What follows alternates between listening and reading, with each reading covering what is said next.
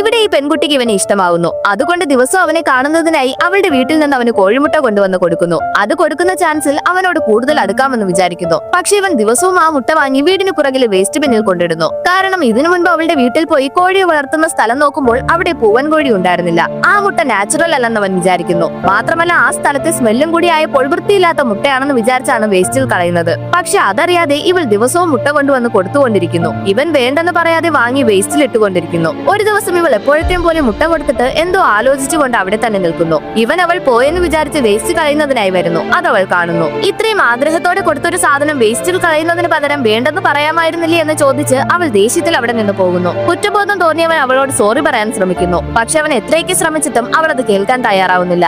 Actually ഇവനും അവളെ ഇഷ്ടമാണ്. ആ മുട്ട വേണ്ടെന്ന് പറഞ്ഞാൽ അവളെ കാണാൻ പറ്റിയില്ലെങ്കിലോ എന്ന് വിചാരിച്ചാണ് ഇവൻ മുട്ട വാങ്ങിയിരുന്നത്. അവസാനം അവൻ അവൾക്ക് ഇഷ്ടമുള്ള കാര്യങ്ങൾ ചെയ്ത് അവളുടെ ഇഷ്ടം നേടിയെടുക്കുന്നു.